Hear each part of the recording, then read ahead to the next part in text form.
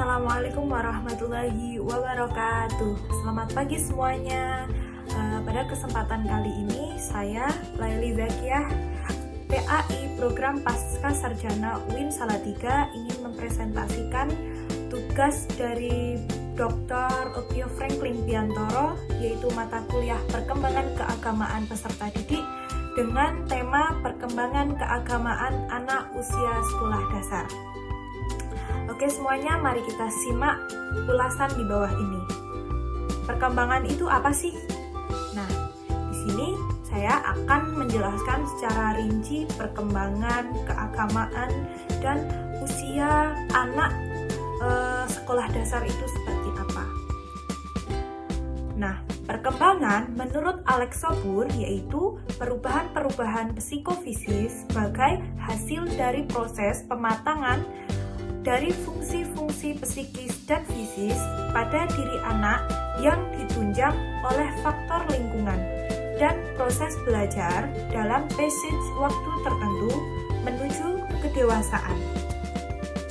Selanjutnya, menurut Purwanti, perkembangan merupakan proses perubahan kualitatif yang mengacu pada kualitas-kualitas fungsi organ-organ jasmaniah dan bukan pada organ jasmaniahnya, sehingga penekanan arti perkembangan terletak pada penyempurnaan fungsi psikologis yang termanifestasi pada kemampuan organ fisiologisnya.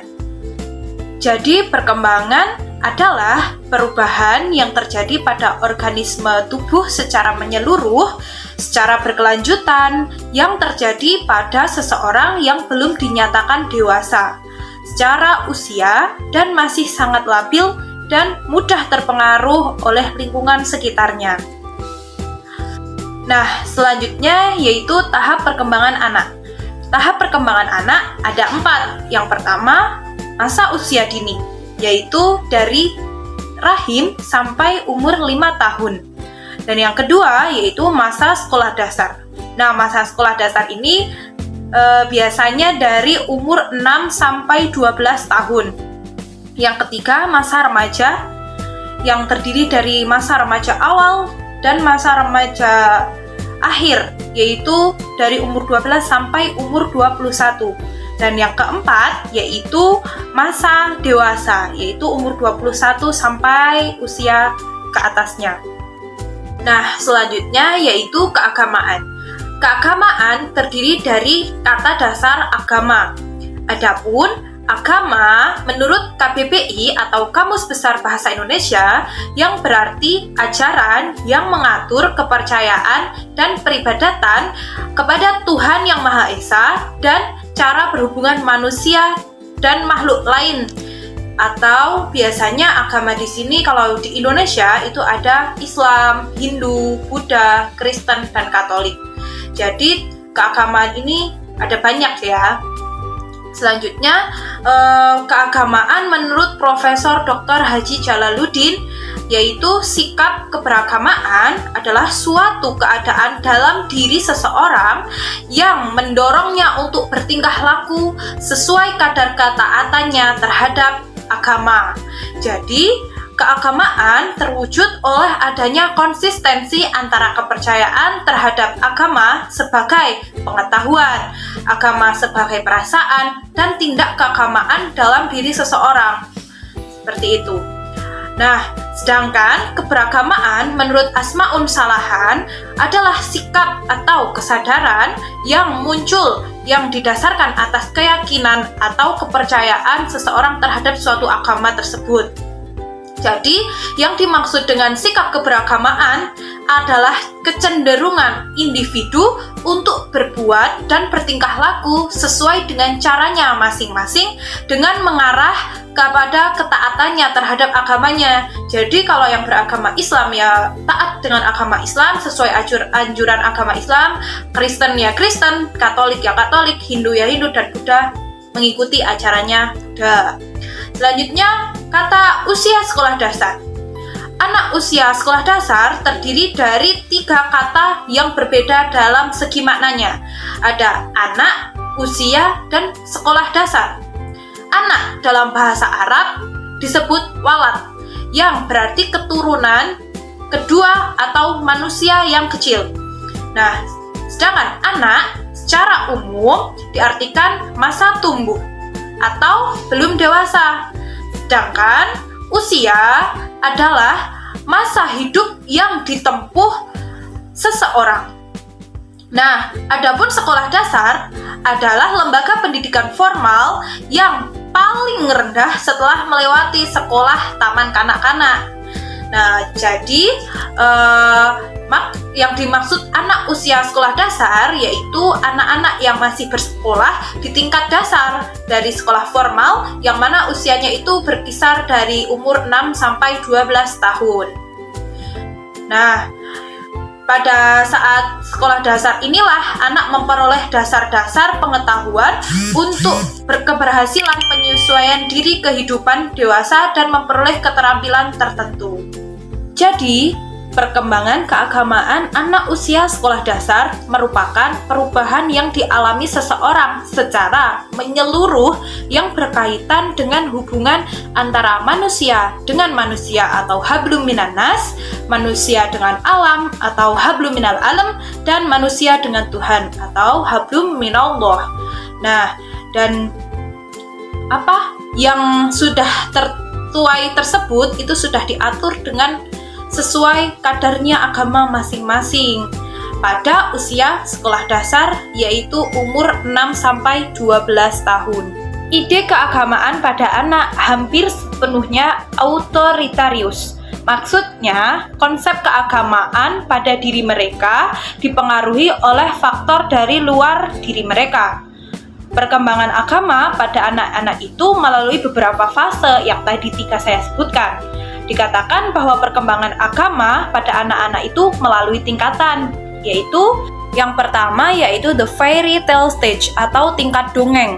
Nah, pada tahap ini dimulai sejak umur 3-6 tahun. Nah, pada masa ini konsep mengenai Tuhan masih dipengaruhi oleh emosi dan fantasi yang diperoleh dari dongeng.